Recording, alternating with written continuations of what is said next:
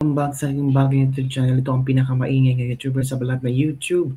Ako si Kabibig, maglabag-labag na ta with evidence. So ito Kabibig ha. Ako, grasya talaga itong dumating sa Davao City ngayon. Kasi kung ano yung tinanim ni Pangulong Duterte na magandang pakikipagkapwa-tao sa iba't ibang leader sa iba't ibang bansa, magbubunga talaga ito Kabibig. Ngayong araw na ito, dumating na sa Davao City ang gasolina galing Brunei. Wow! Galing! Ang ganda ng initiative ng Davao City. Sino bang mayor dyan? Si Baste. Sino ang congressman? Si Pulong. 'Di ba? Tingnan nyo Kabibig. Sino ba ang dating mayor na PFF? Best Friends Forever ni Sultan Bolkiah, si Pangulong Rodrigo Roa Duterte. O, tingnan nyo Kabibig. Nagbunga ang magandang foreign policy ni Pangulong Rodrigo Roa Duterte. Nagbunga ang dito, gusto ni Pangulong Duterte na friends to all, enemy to none. O, tingnan nyo Kabibig. O. Yan ang magandang polisiya. Yan ang dapat sana meron si BBM. Pero hindi mahilig sa away si BBM. Tingnan nyo ngayon Sino ang inuna ng Brunei? Davao City. Bakit? Kasi nandun ang mga tao na paniniwala ng mga taga Brunei, Sultan Bolkiah, na talagang it's what we call good deal, camaraderie, good relationship ng Davao City at ng Brunei dahil kay Pangulong Rodrigo Roa Duterte. O ito kabibighan, ako po. I think may diskwento ito galing sa Brunei mga kabibig. Kasi I think na vlog ko na ito, di ba? Ito from Astra Pimentel Naik. Just in, dumating na sa Davao City ang gasolina galing Brunei. Terima kasih banyak-banyak Brunei. Hashtag Pilipinas Duterte pa rin. Hashtag Philippines Brunei. Pagkakaibigang hindi mawawasak ng pagsubok. O, tingnan nyo Kabibig. Palakpakan naman dyan. Great job. Wow. Kaya pag Duterte mamuno sa Pilipinas, babangong muli ang Pilipinas dahil babaha ang investor sa Pilipinas. Long live po Prime Minister of Brunei, Sultan Bolkiah. Yes, yes, yes. Sabi ito, iba ang nagawa ng friends to all, enemy to no one. Thank you so much, Sultan Bolkiah and the people of Brunei. Ayan na. Long live Brunei, love from Davao City. Di ba nasa Luzon si Ruby? Boring joke. Sana buong Mindanao para bumaba ang gasolina sa station. Good job, Davao City. Ito pa They will not give it to the Philippines, but they will give it to Davao. See? Welcome to Republic of Davao. Legit ba to? Sabi ni Hara Jamar. Natin ha. Natatrabaho ako dito sa Brunei. Yes, legit yan. Sana kausapin ni President BBM si Sultan para makuha din ang supply sa Luzon. Oh, legit talaga Kabibig. Kasi may mga tao talaga anong tawag dito, nagbabalita na totoo yan. Ito si Astra Pimentel Naik. Gawin ba itong fake news? Hindi totoo yan Kabibig. So palakpakan, Davao City, congratulations. Parang hindi nyo yata maramdaman ang pagtaas ng presyo ng gasolina kasi maybe konti lang yung pagtaas pero at least may reserve ng mga gasolina para sa Davao City. Galing Brunei mga Kabibig. Yun ang makukuha natin pag meron tayong magandang pakikipagkapwa-tao, yung may respeto at hindi mo gawing kaaway at hindi ka feeling na ikaw ang pinakamalakas kasi Marcos ka, nagdala ka sa pangalang Marcos, hindi ganon. Ito Kabibig ha. Ang mga aso nag-react. May mga aso, totoo. Congratulations, Davao City. Ito Kabibig ha. Ano bang nagawa ni BBM so far ngayon? Ito lang ang nagawa ni BBM so far. Parang hindi na niya alam kung ano ang kanyang ibabahagi sa ating lahat. Kung kumusta na ba? Kumusta na ba ang Pilipinas BBM? problem is masyadong malikot ang presyo ng langis, hindi natin ma-anticipate.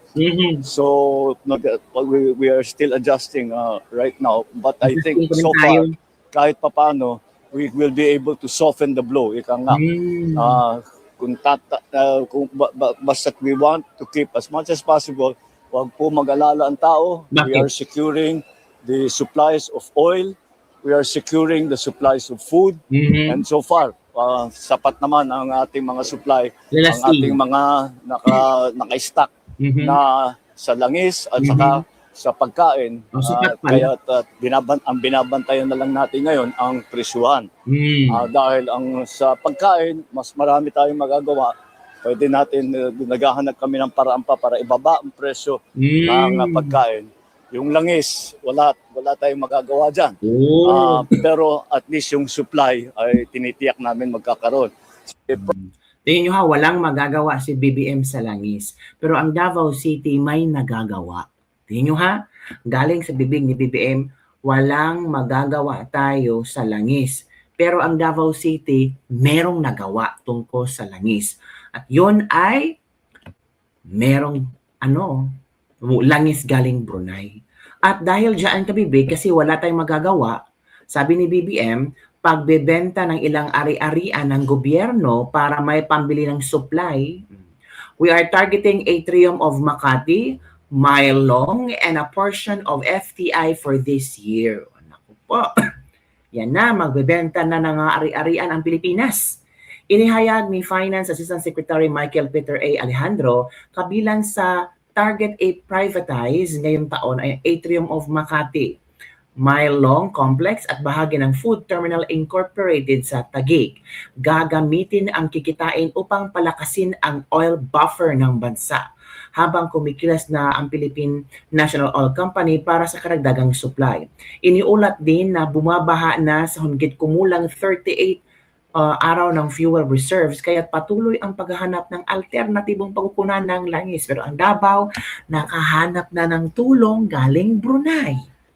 BBM, ano ba? Diba? Naku po, paano yan? Tama, dapat ibenta ng ari-arian ng bansa para mas malaki ang magnakaw ni Bangag. Hala, grabe naman. Ang mahalaga ay may mailagay sa maleta, hindi supply. Hala, grabe. Para may dahilan para hindi lahat ubos na ba ang ginto natin, wala na bang maisip pagkitaan? Para-paraan lang po. Oy, naku po, paano yan mga kabibig? Ang Davao may nakitang paraan para hindi masyadong maapektahan sa pagtaas ng gasolina, pero sa BBM, pagbebenta ng ilang ari-arian ng gobyerno. Yan ang kanyang nakitang maging magandang way para makasustain tayo, mapambili tayo ng supply. Wow, grabe. And speaking of ari-arian, pagbibili, ito BBM orders DBM to release 21.47 billion to shield Filipinos from fuel price surge.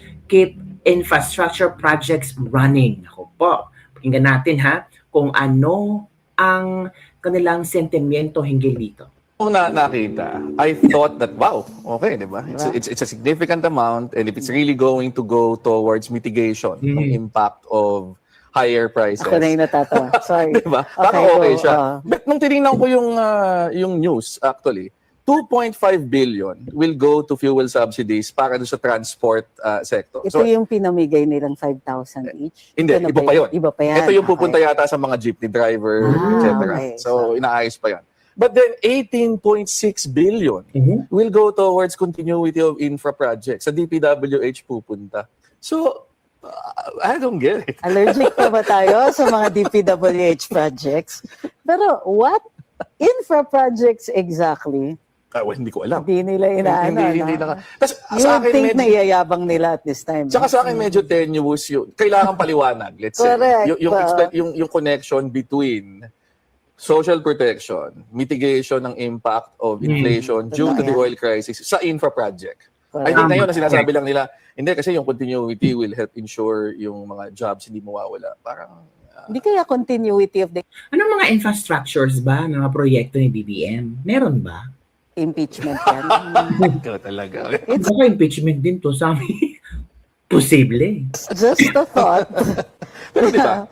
And sa akin, may pagka-disingenuous yung 21 billion sabihin mo for all For this. the- Pero actually, 2.5 lang yung... To ease the shock. Oo, 21.47 billion pero 2.5 billion lang para sa mga pamimigay ng ayuda. The rest for the infrastructures. Wow. Talaga. Kaya sabi ni Attorney Trixie, baka sa baka sa impeachment, posible. To ease the shock. Yeah. Yeah. So ako... But don't you think na dapat nakalaan na yung infra na yan? Exactly. Di ba dapat nasa Exactly. GAA yan? Exactly. Exactly, mga tama. May budget na ang infrastructure projects, 'di ba? Bakit pagbibigyan pa ng malaking halaga? 'Di ba, Kabibig? Sa 21.47 billion, 2.5 billion lang para sa mga fuel subsidies. Pero yung the rest ay para sa infrastructure projects. May mga budget naman yung infrastructure projects, 'di ba? Exactly, tama nga. Diba? Nakakatawa lang, grabe, no? Lantaran, harap-harapan ng pagnanakaw. Pero anong sabi ng mga loyalista? Hindi ganun si Marcos. Mahal ni Marcos ang Pilipinas. Gaya ng pagmamahal ng kayang ama sa Pilipinas. Ganun ba? Bakit ang Davao kaya nilang, bakit yan, mga kabibig, di ba? Dumating na sa Davao City ang gasolina galing Brunei. So, palakpakan natin ang Davao. Grabe. Ito ang komento ng ilang netizen. Oo, kasi Duterte halos kaibigan niya mga leader ng bansa, kaya tiwala sila kay Tatay Digong. Ito pa. Bakit walang post ang official page ng Davao about it? Merong local o FB newsfeed nito. Tatak Duterte siya lang ang binigyan. God bless Davaoenyo. Ayon, mabuhay ang Mindanao, kilimutan na ang Manila sa pamimigay biyaya ng Brunei. Nalala ko tuloy ang pagkamangha ng head of Brunei sa SEA Games 2019. Proud to be a Filipino talaga during PRRD term. Ouch, sakit sa mata. Bobo talaga mga DDS, madaling mauto. Wow, kayo na talaga Davao. Pero I'm sure na hindi ito fake news ni Miss Astra. Kasi si Miss Astra, pinibilaban to, di ba? So, hindi ito fake news mga kabibig. Oo, pwede bilaban, membership committee chairperson. So, totoo to mga kabibig. So, ano ang iyong reaction hinggil dito? Mas magagalit na naman ang mga loyalista. Magagalit sabihin na, naku, fake news nga, gawa-gawa kayo. Naku, mag-ingat kayo. Baka magalit ang Sultan Bulkiah na kung saan, ganito, ganyan. Masisira ang iyong Tatay Digong. Nagbigay na nga, dumating na ang gasolina galing Brunei. Tapos, ewan ko sa inyo. Masakit ba sa mata? Masakit ba sa mata ang mga kagaya nitong magandang report? 'Di ba? Masakit ba sa inyong mga paningin? Nakakasilaw ba? Ang sobrang good news para sa Davao City. Pero yung iba, hindi talaga sila maniniwala. As long as walang makikita na. Pero sabi ng iba baka si Sultan Bulkiah ang maglalabas kay Pangulong Duterte sa ICC. Naku po. Posible yan. Diba? We don't know. Ito sa isang psychic, meron siyang nakikita. Kita yung Inasa na no? At, wag mo tayong mag-alala. Darating mo ang pag-asa.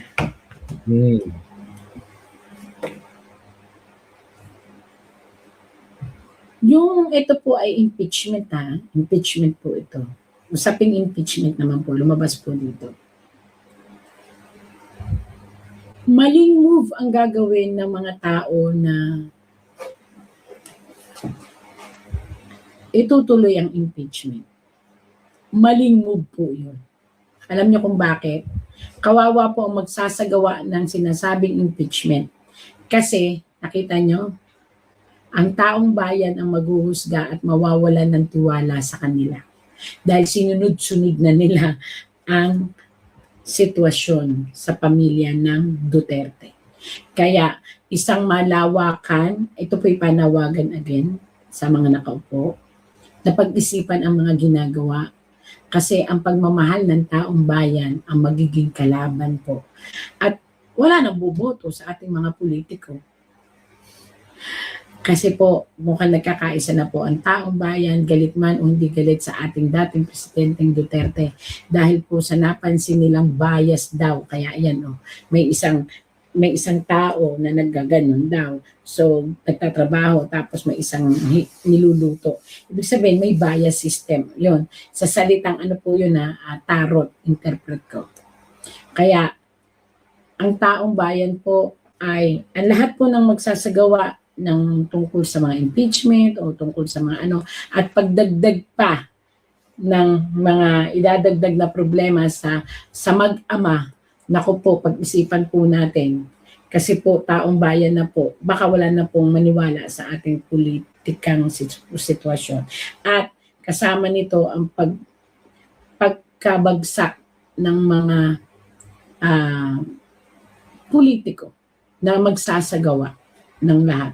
Ito po nabasa ko lang po sa tarot Kaya nga po ako'y nagsasabi sa inyo para pantayin natin ang sitwasyon.